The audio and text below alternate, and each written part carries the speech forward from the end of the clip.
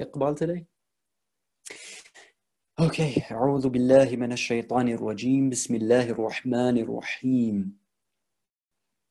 والضحى والليل إذا سجى ما ودعك ربك وما قلى وللآخرة خير لك من الأولى ولسوف يعطيك ربك فترضى ألم يجدك يتيما فآوى ووجدك ضالا فهدى ووجدك ضالا فهدى ووجدك عائلا فأغنى فأما اليتيم فلا تقهر وأما السائل فلا تنهر وأما بنعمة ربك فحدث صدق الله العلي العظيم رب اشرح لي صدري ويسر لي أمري واحلل عقدة من لساني يفقه قولي الحمد لله رب العالمين والصلاة والسلام على سيدنا ونبينا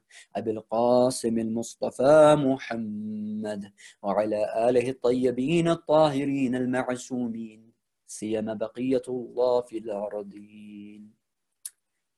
Brothers and sisters, respected elders, Assalamu alaikum wa rahmatullahi wa barakatuh. Today is the death anniversary of Sayyidah Khadija, salamun alayha.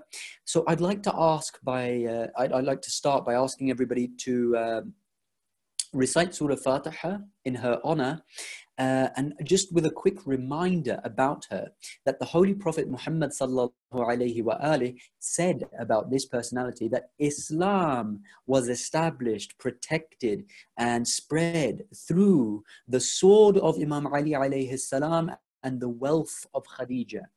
Now, while we're reciting Surah Fatiha for this great personality, let's not just confine it to somebody in the past, but rather let's think to ourselves, what can we do to walk in that great personality's footsteps? Because it's through her love that Islam reached us today. And we have to ask ourselves, how, if we have access to any funds, how can we use those funds to best serve Islam today? Now, guys, last session was fantastic. You were asking lots of really, really great questions. So well done, well done. And I pray and I hope that we see lots of interesting questions today as well.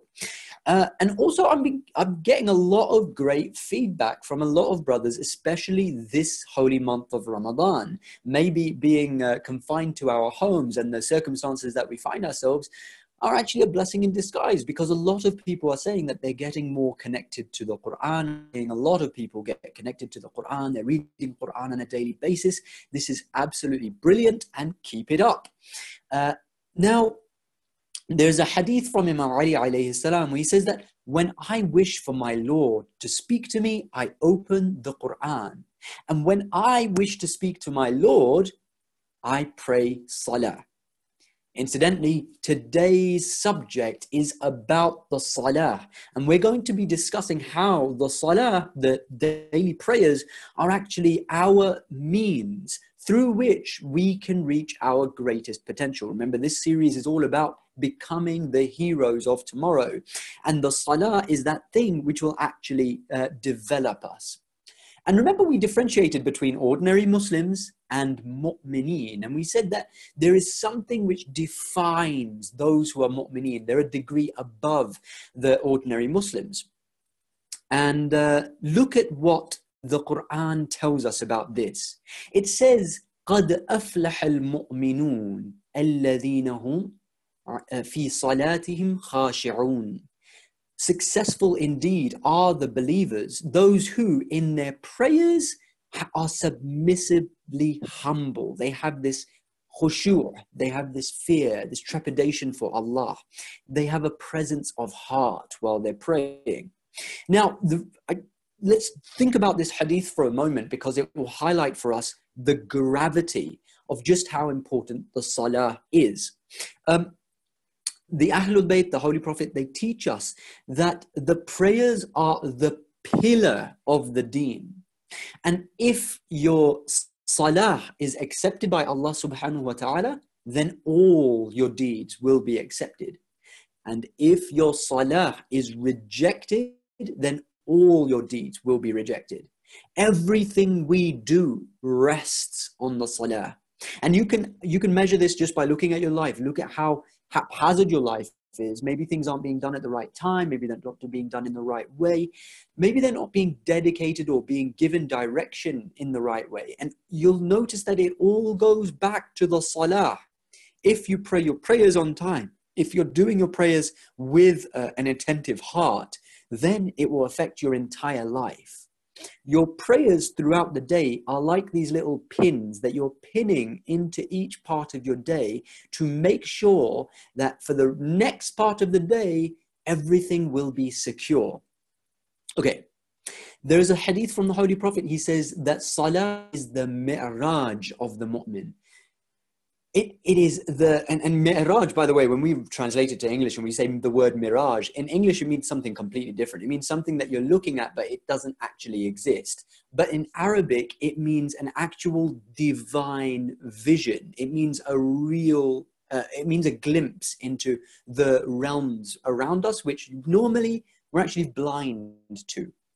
Okay, now what we have to understand is that the Quran is speaking to us, and the salah is us conversing with Allah. And this is a battle. This in and of itself is a battle. The salah is a fight, and it's a spiritual battle against shaitan. It's interesting, if you look at the linguistics of Arabic, like the place where the imam, the person who's leading the prayers, the place where he stands, in Arabic it's referred to as the mihrab, which means literally the place of war. And if we just zoom out for a moment, look at the way that the salah is structured. You'll have one leader at the front leading, and then everybody will be standing in rows, just like you would find them ranks in a battlefield. The prayers are a spiritual battle, and we're actually fighting with shaitan when we do it. Now, there's a verse in the Quran. It says, وَأَمُرْ أَهْلَكَ بِالصَّلَاةِ وَاسْطَبِرْ عَلَيْهَا. Command or enjoin your family to the prayers and be patient upon it. Think about how beautiful that is. Imagine if you're establishing an environment within the household of actually performing the prayers as a family. Remember in the previous sessions, we talked about how the household is like the base, its headquarters, its command central. It is from there that all missions take place.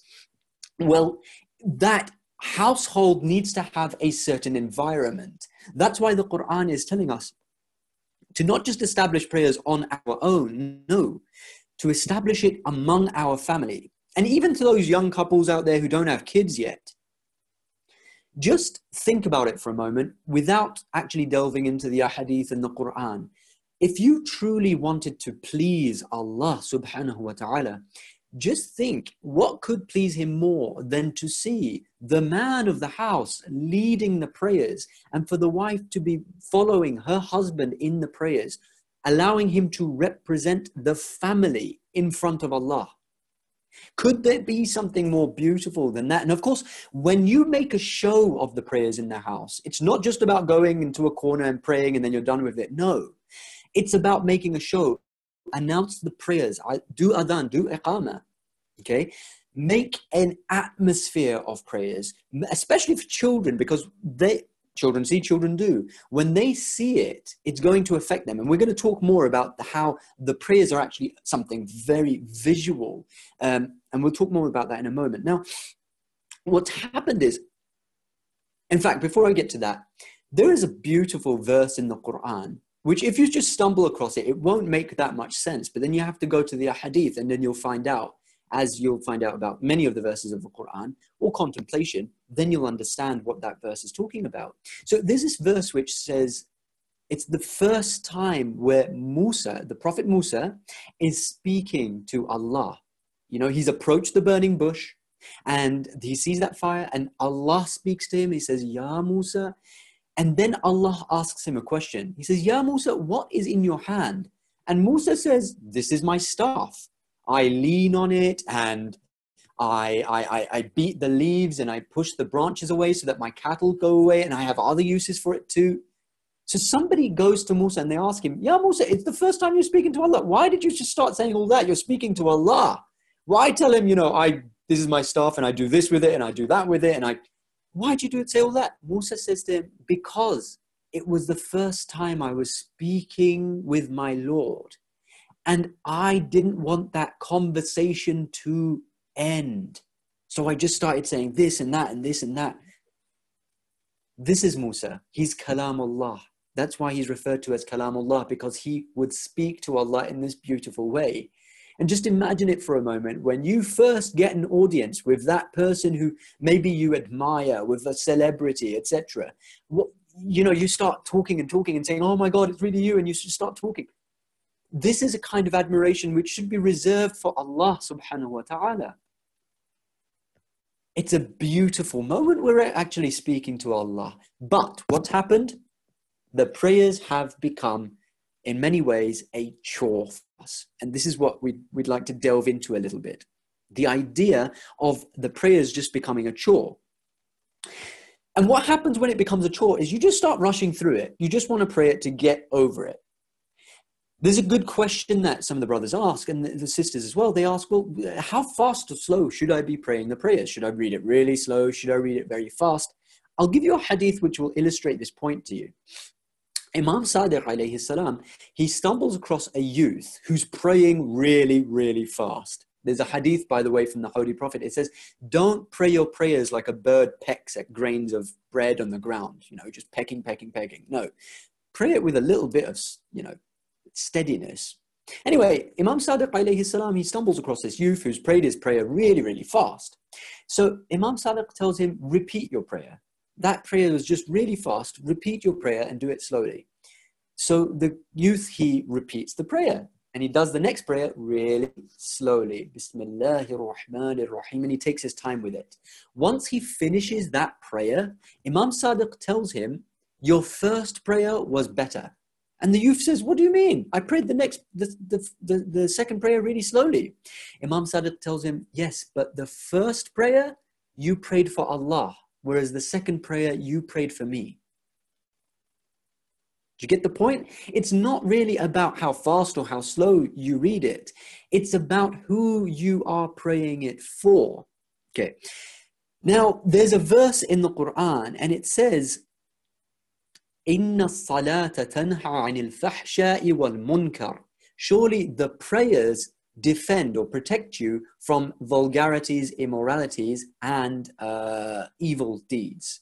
And I'd like to give you a story which I've experienced in my life. Where in Hausa, by the way, when you come to the Hausa and you start studying, you meet all sorts of people.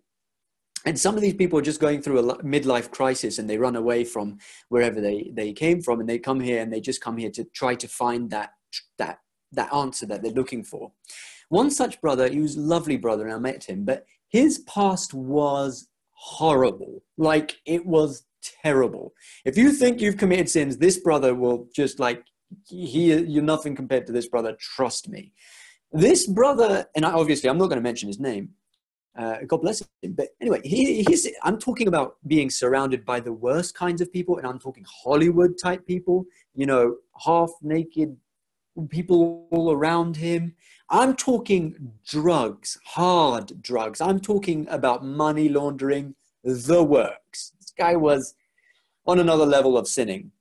He had a crisis in the middle of his life and he rushed to Qom, and I watched him as he traversed all these stations, and he became somebody who his heart settled and he realized the realities. Because obviously even when he came to Hausa, he had all this baggage and all of this arrogance in him, but he worked all of those things out. And eventually I bumped into him in Karbala, in front of the shrine of Imam Hussein alayhi salam. And at that point he said, "You know what? I just pray that Allah forgives me for all the things that I've done wrong in the past." And I really witnessed in this particular brother a full transformation. And I said to the brother, "You know what? I don't know why Allah guided you to this point, But there's two things that stand out to me about your personality, and I hope you don't mind, and we were pretty close, so he didn't mind me telling him about this stuff. I said there were two things. The first thing that I noticed about the brother is his relationship with his mother was really good. Like, he had a proper, loving, caring relationship with his mum. He would call her regularly, he would talk to her. That was one thing. And Islam puts a lot of emphasis on, having this kind of loving, affectionate relationship with one's mother, with one's parents generally, particularly the mother. And the second thing that this brother had was his salah. Inna salata tanha 'anil fahsha'i wal munkar. The prayers protect you from immorality and bad deeds. No matter what cesspool and quagmire of sins you might find yourself in, no matter what kind of devilish environment you might find yourself in, the prayers are that one thing that are like a rope which will pull you out of it in the end. Never abandon the prayers. And we're going to talk more about that in a moment. There's a verse in the Quran, very interesting verse. It says, يا أيها الذين آمنوا لا تقربوا الصلاة وأنتم سكراء. Don't, oh you who believe, don't approach the prayers and while you are in a state of intoxication. Don't approach the prayers when you're drunk. And at first glance, you might read this and think, that doesn't apply to me. That's probably talking to some other people. It's saying, Ya ayyuhalladhina amanu. As far as I know, the mu'mineen don't drink alcohol. So why is Allah using these words? It's because, and by the way, most people who drink alcohol probably don't read the Quran anyway. So why does Allah have this verse in it? Let's contemplate about it for a moment. It's because there is a state of drunkenness which affects all of us. And there's certain things which stop us from recognizing what we are saying or doing. Because the next part of the verse, what does it say? حَتَّى تَعْلَمُوا مَا تَقُولُونَ. Until you know or you recognize that which you are saying. Okay, there are certain states which come over us where we don't recognize what we're saying anymore. It's a type of intoxication. It's as though we're drunk. Think about how many times we just go into autopilot. We're just, Alhamdulillah, Rabbil Alameen, Ar-Rahman Ar-Rahim, Maliki Yawmiddin. You're on autopilot. You're not even recognizing what you're saying. Your mind is probably somewhere else. Another element and dimension to this verse is pointing to the idea that you need to know what you're saying in your salah. If you're reciting Surah Fatiha and the dhikr and all of the other things that we do in salah and you don't even know what you're saying, it's like me giving this lecture right now in French. It's like you going to a really important meeting with a very important person and just saying things off a revised script in some foreign language that you don't even understand. You need to understand what you're saying, at least, at bare minimum. At least know what the apparent meaning of the words are. لا تقربوا الصلاة وأنتم سكارى. And don't approach the prayers when you're drunk. حتى تعلموا ما تقولون. Until you know and understand what you are saying. Now, just very quickly, does this mean that if you're in a state and if you're in a kind of mood where you're not understanding what you're saying, you're just not feeling it today, that you shouldn't pray because the Quran is telling you not to approach the prayers when you're in that state? No. That's not what it means at all. No, there is no circumstance, there is no situation where you do not pray at all. It doesn't matter if all hell is breaking loose. In fact, if Qiyamah is happening, probably the first thing you would do is pray. But no, there is no situation where you should not pray. Prayers do not ever end. What this verse is saying, in that state, get rid of that state. And one of the ways to do that is wudu. Imam Khomeini teaches us that when you go towards wudu, the ritual ablution, when you go towards it and you take that water, just stop for a moment and look at the water and think to yourself, I want to become as pure as this. Oh Allah, make my soul as clear, as crystal clear as this water. Then put it on your face and begin the wudu. Remove those feelings of hatred, anger, jealousy, any thoughts, obsessions, anything that might be going on in your mind. for the sake of the prayer at that moment. Don't be drunk in a spiritual sense, in a mental sense. Get rid of that drunkenness. Now, prayers never stop, ever. And to illustrate this point, let's look at the ahkam, the fiqh of Islam. What does it tell us? If, for whatever reason, you can't stand up and pray, it tells us that you should sit down and pray. Let's say that you're sick. Let's say that you're injured. Sit down and pray. If you can't sit down and pray, lie down and pray. If you can't lie down and, just sit up to do the sujood, or, put the thing on your head, and if you can't do that, pray with your finger like this. This is you standing. This is you doing ruku'. This is you doing sujood. And back up again. If you can't do it with your finger and you're completely paralyzed, use your eyes to pray. Pray with your eyes. Heck, if you are in some weird mystical world, if you're having an out-of-body experience, pray. Prayers don't stop. I've seen people praying underwater because their jobs are to pray underwater.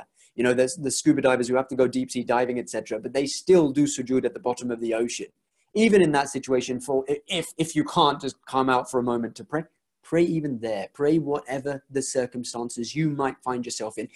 And we make excuses for ourselves. We say that, oh, you know what, my clothes are dirty. You know what? Oh, I'm in school. People might, think weird things about me. I might get embarrassed. I'll just pray when I get home. Look, if your prayers are going to get qada, and they're going to get invalidated, and you're going to have to pray them qada and compensate for them, you have no excuse. Find a corner and pray. And if you're in school, find a classroom and say, look, it is my religious right, I want to pray. And if you're at work, tell the people at work that, look, I need to pray. And a quick example about Imam Khomeini. Don't think of Imam Khomeini as a normal person. He was by no means an ordinary individual. He was the closest thing to a prophet or an imam in the modern era was Imam Khomeini. And I'll give you an example of something from his life. When he was literally on his deathbed, he told the doctor, wake me up for prayers when it's prayer time. But he was on his deathbed and he fell into a coma. And the doctor witnessed this. He saw him go into a coma. A moment or two before the adhan was announced, Imam Khomeini's eyes open. He looks at the doctor and he says, didn't I tell you to wake me up? And the doctor, obviously, he's shocked. He's astounded because he knows that this man just a moment ago was in a coma and yet he just woke up for prayers. Even until his last moments, this is what Imam Khomeini was like. And just a quick example of a good role model in the modern world. And another example from Imam Khomeini's life is when he was captured and he was being imprisoned by the enemies, by the likes of Saddam and the Shah. He was being taken in a truck and he asked the guy before he was taken to, be imprisoned or exiled. He said that, look, can we just take a moment? I need to pray. It's prayer time. And obviously the guard said, no, I'm not stopping the car. So Imam Khomeini prayed right there and then in the truck. Okay, and if you're in a plane and you think there's no space, no, look, now prayers don't stop. But what happens is there are two extremes that we find. One extreme is where somebody just hides their prayers completely. And another extreme is where people obstruct. They actually become obstructive. Now, quickly, let's go into this. So the prayers are very visual. Okay, Allah has designed it like that for a reason and a purpose. The prayers are meant to be shown to other people. They're a very visual thing. It's almost an act of protest. I don't know if you remember, but just recently, actually, when Trump when he did the whole Muslim ban thing and all of that was going on, there was this whole protest in an airport and lots of people bowed. They did sujood in the airport, and I'm talking non-Muslims. And you look at the back row, there's women without hijab, they're, white, blonde-haired, American non-Muslims, and others too. They just all joined the prayers and they all bowed down, wearing their shoes. They didn't understand. They weren't actually Muslims. But they recognized that at that time, for the sake of humanity, this Salah is a symbol of that. Now, as humanity progresses, we may see more examples of this. The Salah is something very visual, and Allah has sanctioned it in this way for a specific reason. So don't be shy about your prayers. Go and pray your prayers. Don't let these excuses. Shaitan will affect us in this way. He'll say that, if you pray now, people will think that, it will bring, he'll tell you that it will bring disgrace to the religion if you pray in a public place and people see you praying in a corner. Don't listen to that. That's complete rubbish. The prayers are actually something which is a thorn in the side of the enemy. When the taghut, when the tyrants of the time, they see the salah, it makes them feel uncomfortable. But any decent, regular human beings, when they see the salah, they become curious about Islam. And they say, wow, what is this? What are they doing? And there are many examples of this, and I wish I could go into the stories, but for brevity, I'm going to move on. So that's one extreme. They hide, they're shy. Don't be shy. The other extreme is you become an obstruction. Don't just start praying prayers in the middle of the road and obstruct traffic. Don't be so loud about the adhan and the iqamah that you actually irritate other people unnecessarily. Okay, so remember, Islam is all about a balance. And the Quran, there's a verse which inculcates this entire discussion rather beautifully. It says, وَلَا تَجْهَرْ بِالصَّلَاةِ, and don't be don't be loud with your prayers. وَلَا تَخَافِتْ بِهَا, and don't be completely silent about it either. وَبَتَغِي بَيْنَ ذَلِكَ سَبِيلًا, but find between these two a middle way. Okay. Now, you'll be surprised to hear this, dear brothers and sisters, respected elders, but the Quran actually curses certain people who pray. And it says, وَيْلٌ لِلْمُصَلِّينَ, woe upon those who pray. الَّذِينَ هُمْ عَنْ صَلَاتِهِمْ سَاهُونَ الَّذِينَ هُمْ يُرَاءُونَ. Woe be upon those who pray, and in their prayers they are heedless of their prayers, and they pray only to make a show of it, only to show others of, look how pious I am. Okay, this is something that we really need to be very attentive and careful about, because many a times we will be praying for other than Allah subhanahu wa ta'ala. And when the Quran is describing the munafiqeen, it actually tells us that those who pray, the munafiqeen, the hypocrites, when the hypocrites pray, it says, إِذَا قَامُوا إِلَى الصَّلَاةِ قَامُوا كُسَالَى, lazily. When they establish prayers, or when they pray lazily. This is a sign for us. And obviously we immediately think of, the hypocrites of today who claim to be Muslims, like the Takfiri Wahhabis, like the Saudi regime. Yes, it applies to them as well. But hold on a moment. Let's think about ourselves. How much of our prayers, how many times have we sensed within ourselves laziness? The Quran, not myself, not the Hadith, no. The Quran, the word of Allah subhanahu wa ta'ala itself, is telling us that those who are munafiq, those who are the hypocrites, they are lazy in their prayers. Subhanallah, subhanallah, let's think about this just for a moment, brothers and sisters, respected elders. If we see this laziness in ourselves when we are offering prayers, then we have to analyze how much of our hearts have actually become hypocritical. We're actually praying this prayer for other than Allah. Subhanallah, subhanallah. So this is something that we need to be very attentive of. And I just want to give a story to actually illustrate this point a little further. There was a guy, and he was praying. He was alone, completely alone, and he was praying. I think he was in a masjid. Anyway, he was praying on his own. I'll drop my pen. He was praying on his own, and it was completely empty. And he hears a sound behind him. Somebody just entered the masjid. So he starts to pray a little bit slower. Bismillahir Rahmanir Rahim. Alhamdulillahi Rabbil. Somebody's watching. I got to make it look good. And he prays his entire prayer like that. And he's waiting now. After he ends his prayer, he's waiting for that person to come and say, you know, MashaAllah, brother, your prayer is so good. Can you teach me something about spirituality? Nobody comes behind you. So he gets a bit annoyed and he turns around and guess what he sees? A dog. That's right. He sees a dog in the masjid.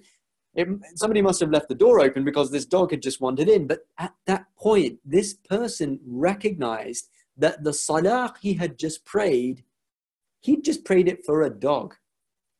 This is what Allah will do with us if we pray our prayers for other than Him. So we should be very attentive, very careful that we are praying our prayers purely for the sake of Allah. Now, a lot of people will ask this question, how do we focus in prayer? So I'd like to end with this discussion. There are three forms of focus. There's actually more, but I mean, I'd like to focus on these three. So a special trait, a unique trait of the Holy Prophet Muhammad sallallahu alaihi wasallam and the Ahlul Bayt is that whenever they were asked a question, they would answer it with consideration to who is asking the question. And this will become clear as this discussion goes on. So, the Imam Sadiq alayhi salam, somebody approached him and they asked him, oh Imam, how do I focus in prayer? So the Imam tells him, look and focus on that place where you're about to do sujood. Keep your eyes there on the turba. The guy says, okay, and he walks away. Another time, another guy comes to the Imam and asks him, Ya Imam, how do I focus in prayer? So the Imam tells him, imagine that as soon as the prayer ends, you're going to drop dead. The guy said, okay, yeah, okay. Then he walks away. The third person comes to the Imam at another time and he says, how do I focus on prayers? And the Imam tells this guy, recognize who you're standing in front of. Realize that you're standing in front of Allah subhanahu wa ta'ala. Now, you might ask, why did the Imam give these separate answers to all these separate people? And the answer lies therein. Because it depends on you. Dear brothers and sisters, respected elders, if you want to know how to focus in prayer, it depends on your spiritual state. The first person, his spiritual state was a little bit lower, so the Imam told him to just focus on that place where he's about to do sujood. The second person was a bit higher, so the Imam told him to focus on the fact that he may die straight after the prayer. The third person, he had the ability to recognize who he's standing in front of. And I'm just going to give you a quick hint. When it comes to your prayers, there are different days. There may be days where you just, it's a rough day, you just can't focus, I don't know, you've got lots on your mind. On those days, the bare minimum is to just focus on that place where the turba is, where you're about to prostrate. There might be days where you're a little bit higher, you have that spiritual strength to actually recognize that this could be your very last prayer, and you could pray your prayer as though it's your last. And then there are days where you just realize that you're in front of Allah, and on those days your tears will flow. There is a hadith, in fact, I'll give you this hadith to end with. I'd like to ask you, when you can, go onto the internet and type in Ayatollah Bahjat Salah and just look at the way Ayatollah Bahjat would recite his prayers. There you can really see, because Ayatollah Bahjat, there's no doubt about it, he really was a spiritual wayfarer. He was one of the mystics. According to Imam Khomeini, he was one of the mystics, and a lot of the prominent scholars recognize him as precisely that. And if you look at the way that he is praying, all of his attention is completely on Allah. He is weeping profusely. Also, Imam Khomeini, in public, it's a little bit different, but when he prays his night prayers, somebody witnessed him, and they said that his towel will be completely drenched with tears. Right? So there are stages in prayers. And if we can't reach those higher stages, focus on the little stages. And Ayatollah Bahjat actually tells us to focus on what you know. Act on what you know. It's like a step, and Allah will help you to progress from there, inshallah. And before we go to question and answers, I'd like to just share this final hadith with you. It's very simple, very short hadith, but it will really open up for us this door. In fact, before we go to the hadith, Ayatollah Bahjat, he used to prolong the last part, the salam of the prayers, and he used to say, Assalamu alaikum wa rahmatullahi wa barakatuh. One of his close ones was constantly wondering, why is he prolonging it so much? Why doesn't he just end the prayers? After Ayatollah Bahjat had passed away, this close one of his had a dream about Ayatollah Bahjat.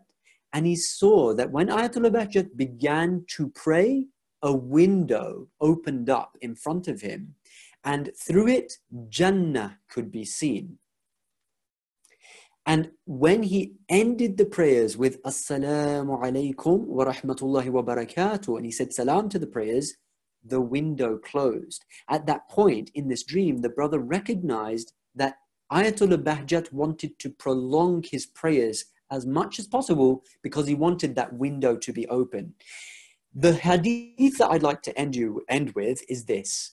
The Ahlul Bayt, the Holy Prophet Muhammad sallallahu alayhi wa sallam, teach us to worship Allah as though you see Him. And with that, I'd like you all to sound aloud a boisterous salawat ala Muhammad wa ala Muhammad, and we'll open up for question and answers.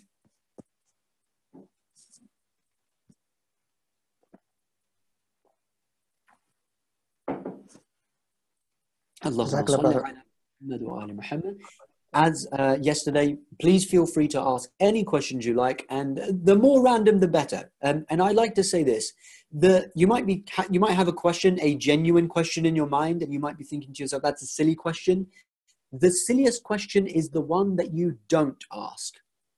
Very quickly before we go to question and answers, if anybody would like to sponsor these sessions, please do contact the organizers of the event at the Lady Zahra organization. Jazakallah. And Brother Iqbal, if you're there, I'd like to take questions.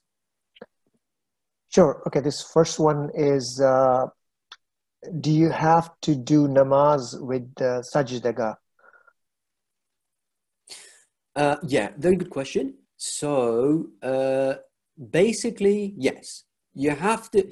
The ruling is that, look, you can't use things which stubborn materialists worship, like anything that you can wear or anything that you can eat. So you can't be doing sajda on carpet because that carpet is actually made out of synthetic material many a times, which we can actually use to make clothing. And you can't do it on a laddu because you're just, it's food. Why would you do that? You have to use something natural. So earth, clay, a leaf, for example, stones, a piece of wood. The best thing to do sujood on is the clay from the sacred land of Karbala. But short answer is, yeah, I mean, it's better to use a sajda. It's better to use a turba. The weirder, the better, sister. Yeah. Okay, this next one is, how should we pray in trains and planes? And this question is in the context of India, where trains don't have personal cabins, especially for a female. Mm-hmm. If you can find a place to pray, there's sometimes a little bit of cabin space. If you're flying first class, you'll find more space. If you can find a space, then pray in that space. If you can't, then pray sitting down. And the way it will be is like you'll be sitting like this, Allahu Akbar. Your bowing will be like this. And then your sujood will be on, like, if you have anything in front of you, to just go like that. You won't be able to find the qibla, and oftentimes the train might be making slight turns. It's difficult to find the qibla. Remember, the bottom line is Allah doesn't want to bring unnecessary burden on you. يُرِيدُ اللَّهُ أَن يُخَفِّفَ عَنْكُمْ. Allah wishes to lighten your burdens. So don't think that, oh no, I'm going to be terribly punished right now. If you really do find yourself in situations where it is really, really difficult to do something, Allah doesn't want to put unnecessary burdens on you. So yeah, you just be sitting down. The point is that you're remembering Allah subhanahu wa ta'ala. Oh, God bless you, sister. It's fine. Go ahead and ask. Okay, this next one is regarding the qadha time for the prayers. So sister is asking, like, after how long the start of the prayers could be considered qadha for all three prayers, Fajr, Zuhrain, and Maghribain, after the start. Oh, okay. Well, generally, you're going to have to go and see what your marja says about that. You'll look in the ahkam, but generally speaking, the time qada, we're saying like, okay, maghrib time is like when maghrib time starts up until the next prayer time. So up until dhuhr starts, you still have an opportunity to pray the maghrib prayers, and so on and so forth. Generally speaking, try to do it as early as possible. And there's a lot, and by the way, I just want to point this out for everybody listening. I really, really do want to point out that while giving this lecture, I do feel like a hypocrite because I haven't applied a lot of this. And many a times I do get, I do delay the prayers. And this is something that I really need to work on. So I just wanted to point that out before I give this answer. That look, we should try to pray the prayers as much as possible, as early as we can.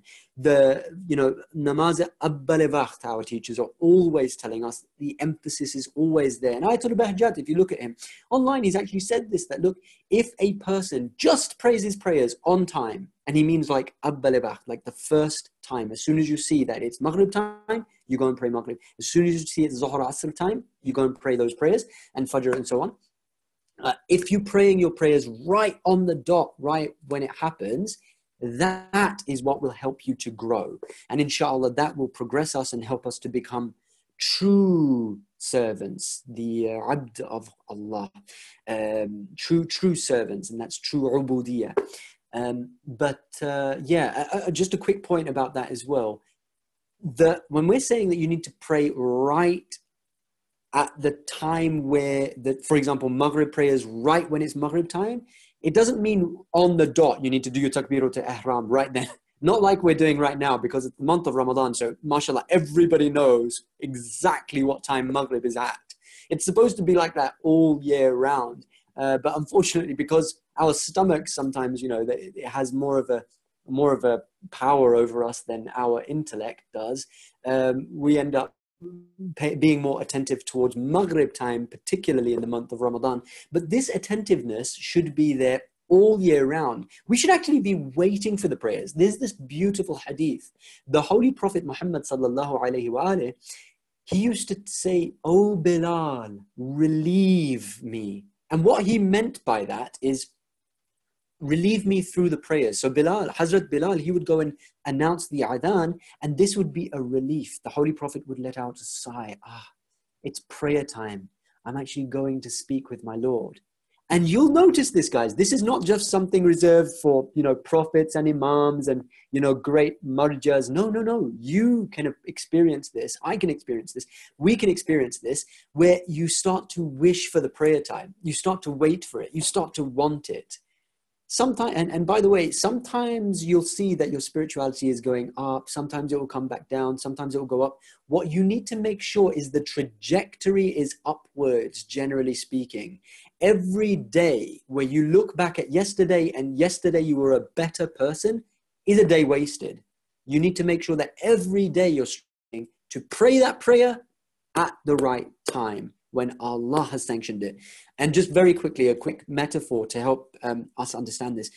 Imagine if somebody was giving you an interview, but this person was like the CEO of the biggest, most expensive company, most powerful company in the world. Would you keep him waiting? Well, this is Allah subhanahu wa ta'ala that we're talking about. Astaghfirullah, astaghfirullah. Allahumma ghafir li wa li waladayya wa lil mu'minina yawma yaqumul hisab. Okay, this next one is from a 9-year-old sister. She's asking, is this corona thing, is this a positive thing or is it a negative thing? Very good question, sister. And that's not a weird question at all. In fact, sometimes kids will ask those questions. Well, you're actually a young lady now, mashallah. You're baligh now, mashallah. So you're actually a young lady. But no, sometimes younger people will ask questions that they think are strange, but actually adults are thinking them too. And I want to give you some examples of that. Musa, Hazrat Musa, one of the reasons why he's one of our favorite prophets, and he's one of the Ulul Azm prophets, he's known as Kalam Allah. He would speak with Allah and converse with Allah. And this doesn't mean that other prophets didn't converse with Allah. Other prophets spoke to Allah as well. But Musa had a special trait about him where he would say things that we're all thinking. One example is Musa saw this creepy crawly on the earth. He saw this worm. It was blind. It was dumb. It was probably deaf, just crawling around, eating rubbish off the ground. And Musa said to Allah, Ya Allah, why did you create this thing? Look at it. It's pathetic. Why would you even waste time creating that? You know what Allah said to him? He said, Ya Musa, you don't know how long that creature has been asking me the same thing about you. So sometimes when we ask those questions, which might seem strange and bizarre to us, but if we ask them with genuinity, if we're being genuine about it, it will actually guide us to higher truths. Okay, so is coronavirus, is this virus and this situation a bad thing or a good thing? Well, if you look at it in one way, it's a bad thing because it's killing people. And, you know, countries are taking financial hits. And, you know, people are suffering. And in another way, if you look at it, it's a really good thing.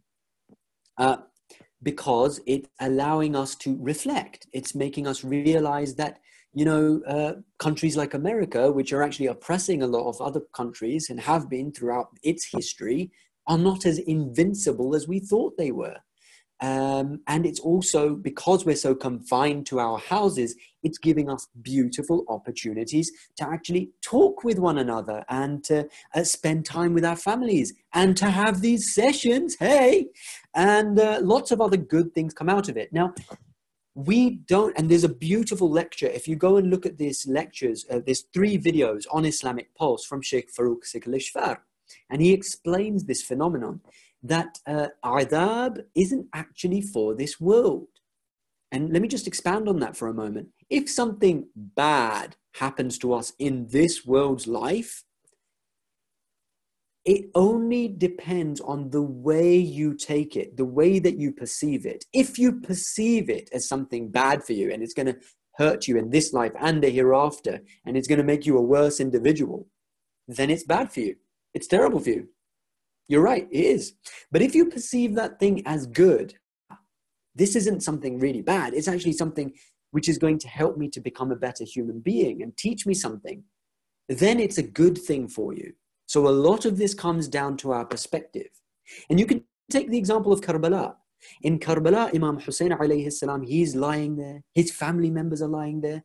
They're all, you know, the battlefield is covered with blood.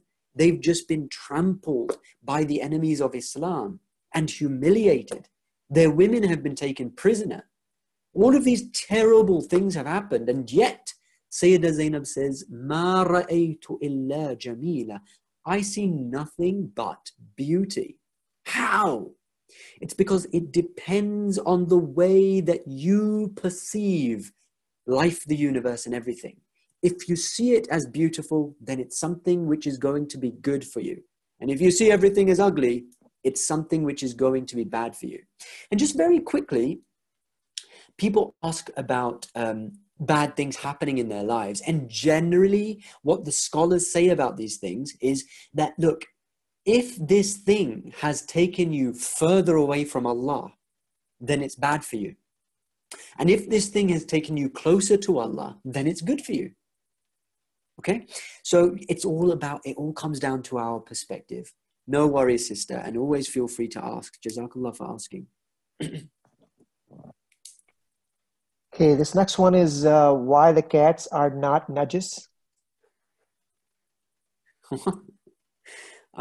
Okay, so remember how we're saying that it's good to question everything and we should ask all the questions we can, and it's actually haram to do taqleed and aqaid, meaning that you're not allowed to believe in things if you know somebody else believes in it, therefore I'm going to believe in it. Yeah, this is all true.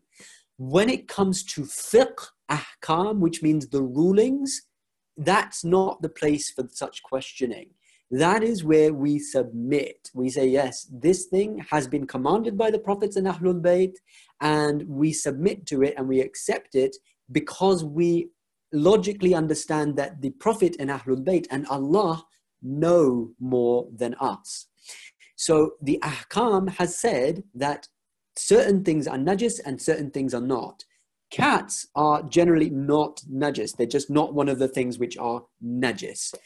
So that's pretty much it. I really don't have an answer per se, unless you go into some really detailed books and you research a lot about the cats. Maybe Abu Huraira will have an answer, but I doubt it. Many of these things that are in our ahkam, you won't be able to find reasons. And they aren't, and by the way, let me just quickly expand on this point. Many a times when we are given certain rulings, like for example, we've just had this entire discussion about Salah. Why has Allah given us, for example, Maghrib 3 rak'ats, and in Isha 4 rak'ats, and in Fajr 2 rak'ats? Is there a reason for it? No, we can't say that there is a reason behind it.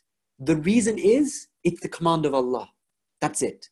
Once you recognize intellectually that Allah knows best, and this is why the Quran keeps on emphasizing, Allah knows, you don't know, then your heart will submit to those things which have been commanded to us. So yeah, I can't really do it justice, but yeah, that's pretty much it. Some things are najis, some things aren't. Okay, the next one is, what if you mess up and you forget the position and go back in it? Would you have to restart? I guess the question is that if you are in a position in a namaz and you forget what you were doing, and so do you have to go back and restart the namaz because you've forgotten? Oh man, it depends. Like, which part are you, like, which part? It depends on the part of the prayers. So if it is a rukun of the prayers, if it's like one of those pillars of the prayer, and you mess up in one of those places, then yeah, you got to repeat the whole prayer. If not, it depends. Like, which, can you be more specific, brother? How old are you? Are you a young brother or an older brother? I mean, well, this is just a question 10. I'm reading. Hassan, you're 10. Okay, kid, listen. You got to go and you got to go and ask your parents, and then when your parents don't know, your parents need to go and look at an ahkam book. Go on like sistani.org, go on Khomeini.ir, go onto the section which is dealing with fiqh and ahkam, and it will give you all of these things. You like, it depends on which part of the prayer you're in. So a very vague question. If you can be more specific, then maybe I can help a little bit more. But okay, this next one is, are we allowed to chew or swallow during salah? No, you can't swallow. If you swallow, your namaz is batil. Even if you have a tiny grain of rice, stuck over here, or nowadays it's the month of Ramadan. So if you have like a little bit of a date and you swallow it, you've now exited the state of salah. You have to repeat that prayer. It's like, and similarly, if you laugh in prayer, laugh out loud, your prayer is batil. It's because, remember, we've been talking about, قَدْ أَفْلَحَ الْمُؤْمِنُونَ, the Quran tells us, successful indeed are the believers, الَّذِينَ هُمْ فِي صَلَاتِهِمْ خَاشِعُونَ, those who in their prayers have this submissiveness, their hearts are attentive in the prayer. Now, if you laugh, or if you eat something, or if your wudu breaks, it's actually a sign that you've exited out of that state of having attentiveness towards Allah. So yeah, it will invalidate your prayers. Okay, this next one from the sister. I sometimes doubt which one is the right hijab. I see a lot of girls wear colorful scarves and chadar, but when I see Zainab Soleimani, I see she wears completely black. And then she says, I think wearing black is better and the real hijab. What's your idea? Okay, so when it comes to hijab, what if we first look at the purpose of hijab? Hijab is not there. It's not there to make you more attractive, first of all. A lot of sisters, they're wearing hijabs, which it's designed in a way to make others look at you and be like, whoa, nice hijab. Don't wear that kind of hijab.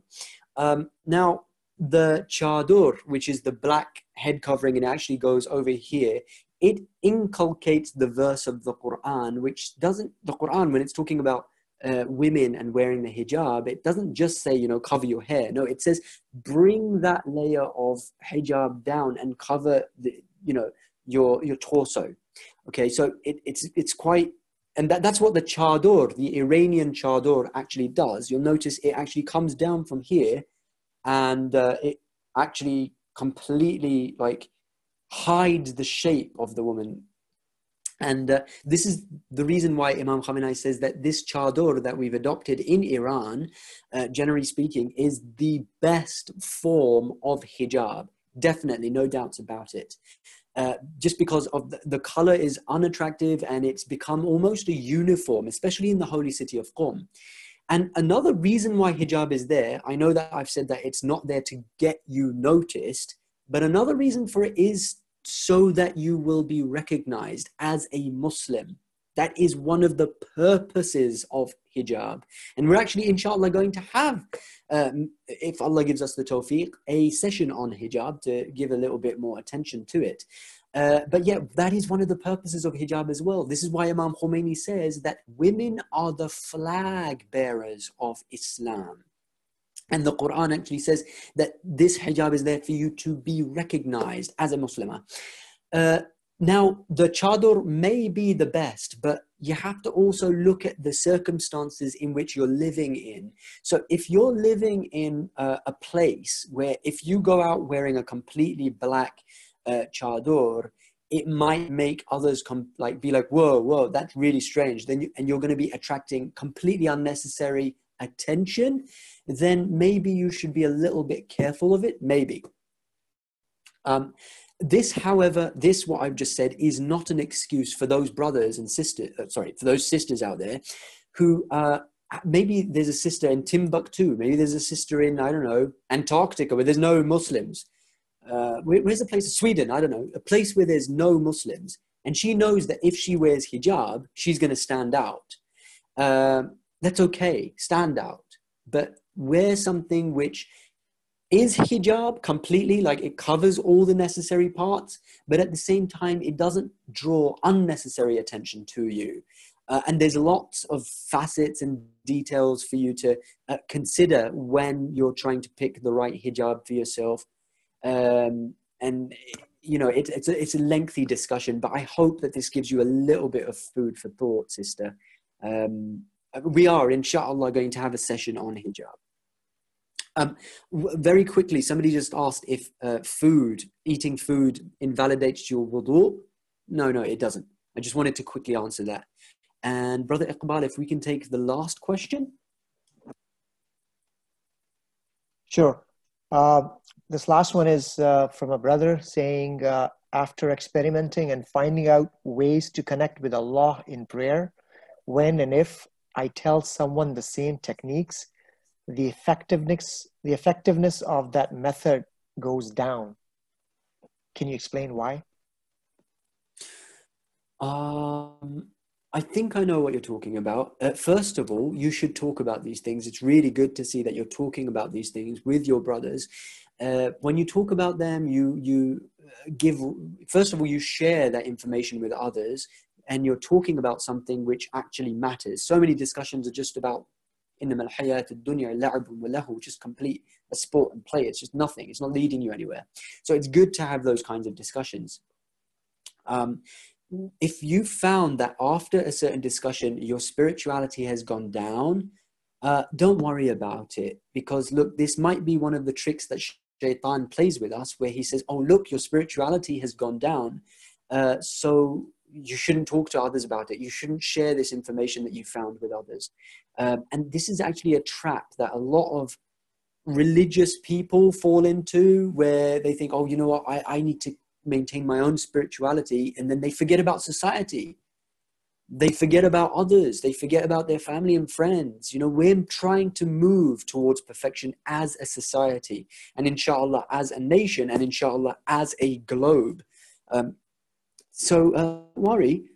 All this is a sign for you that you need to try harder. You need to search harder. You're going to have spiritual highs and you're going to have spiritual lows. The important thing is that you are persisting. That you are patient upon what you're doing. I hope that shed a little bit of light on it. Brother Iqbal, if you want to give one more question, I think that will be okay, and then we'll end it. I don't have any more questions. That's it? Yeah. Fantastic. Okay, brilliant. Jazakallah everybody, and I'd like you all to pray for the dhuhr of Imam al-Hujjah al-Qa'im al-Mahdi ببركة الصلوات على محمد وآل محمد. والسلام عليكم ورحمة